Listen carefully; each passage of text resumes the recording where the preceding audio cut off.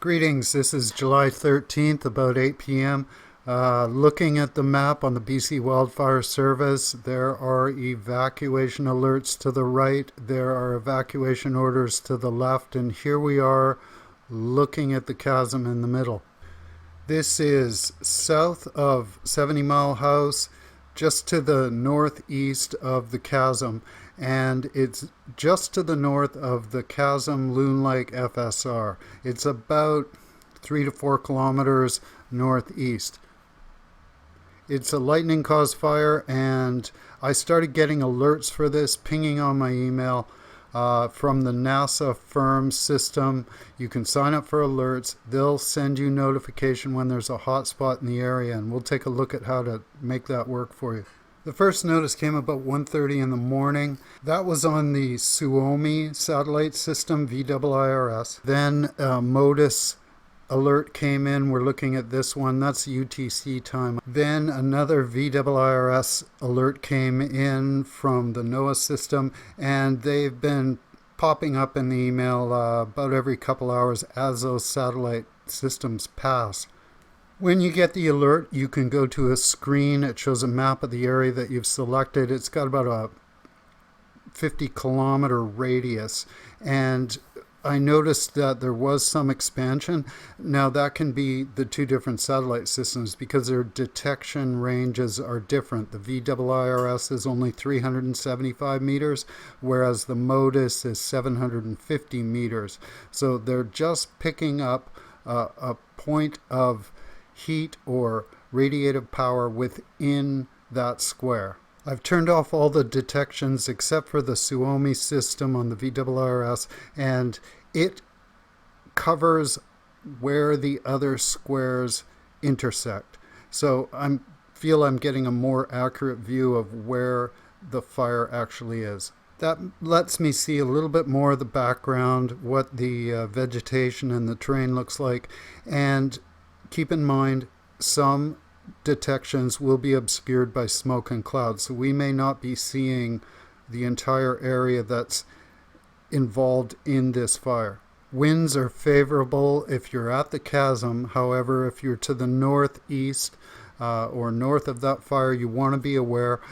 They were moving at 8 kilometers an hour. They've adjusted a bit. Now they're from the southwest at 9 kilometers an hour. And if we look at the forecast, winds are strongest in the afternoon with gusts up to 30 kilometers an hour. We're looking at the strongest gusts on Friday afternoon, but in the evenings, the temperature cools down and it actually may switch and come from the north, giving some relief to the people up at 70 Mile. I had a report from Leanne, a friend who knows the area, and she said that water bombers had engaged that fire earlier today in the afternoon, and hopefully if the wind eases off and starts coming from the other direction, that will aid wildfire crews. We're going to jump southeast now to the Okanagan. This is southeast of Skaha Lake, east of Okanagan Falls. We can see expansion in the infrared. It's moved up the hillside, and it does look like there is infrared that's crossed Allendale Road to the south. Now, if you're concerned about this area or any others, you can sign up to get alerts and notifications of heat detected in your area. Just go to the left-hand side of the web page. It's linked below in the description. Click on the menu icon. Scroll down. You'll see the fire alerts with the little bell icon. Click on that, and then you'll be taken to a page where you can fill in your email and then select the area or region that you're interested in. I chose the Chasm Provincial Park.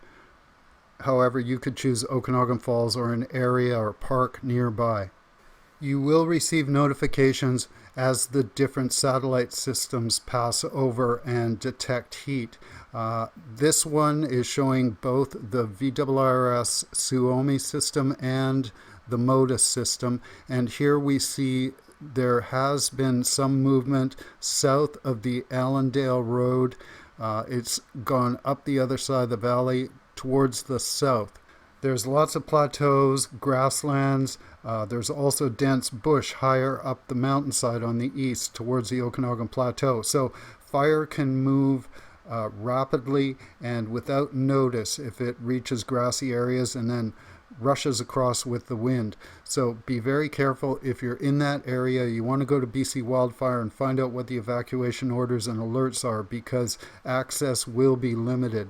And we've zoomed out. We're looking at Skaha Lake and the South Okanagan, and as you can see by the infrared, the territory or surface area of the infrared is about the same distance north and south as Penticton. It's a significant fire at this stage. And if we jump over to the windy screen, we're seeing winds coming from the north 4 kilometers an hour. They peak at about 9 kilometers an hour. However, there are gusts that can take it into the mid-20s, even up to 30 kilometers an hour.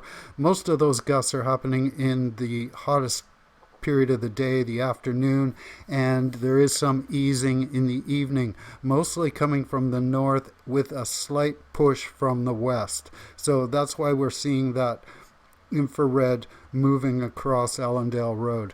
So if you are south or east of this fire zone, consider what the vegetation, the terrain, and what the access routes are between you and the fire line. We're moving back up north to the Sparks Lake fire. This is north of Kamloops Lake, east of Cache Creek, and we want to take a look at Red Lake.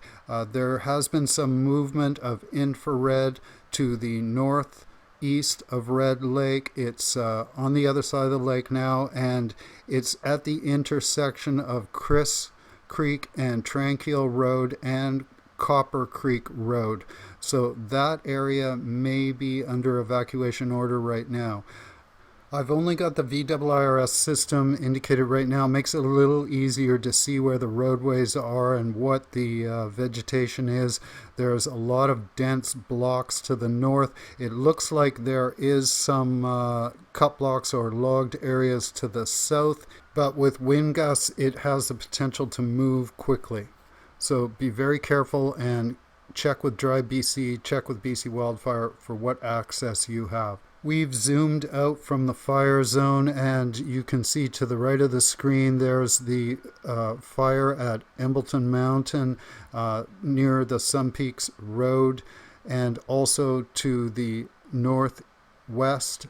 Over on the top left portion of the screen we can see the Flat Lake fire and that large cluster of infrared, and then below that we see the new fire that's broken out to the northeast of Chasm. In the lower portion of the screen just to the left of center we see that new fire that's on the hillside close to Barnes Lake, and that's east of Ashcroft. Looking at the Sparks Lake fire, very busy perimeter around the south and to the east. There's also that cluster of infrared at the top end. That's to the southeast of Young Lake on the Deadman River Vedette Road. So this is still a very active fire zone, very complex with difficult terrain, and I believe it's now encompassed the largest surface area for fires this year in British Columbia.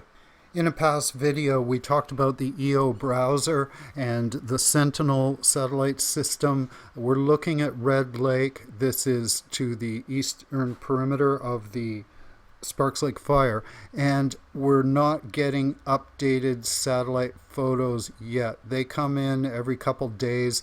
The closest time frame was the 11th. This new outbreak just happened over the last 24 hours. So you can see other filters and get an idea of the detail of the terrain, and we'll have to check back and see if there's more updated information. I like the Sentinel 2 selection because it gives some pretty good detail. And in this photograph we can actually see small pinprick highlights of fire.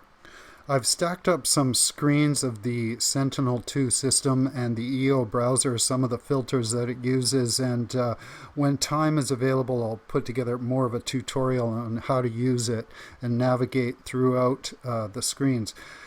I know that with all this activity around, sometimes it feels like it'd be a wise decision to just run and hide in a shady spot, but it is wildfire season and we have to be alert.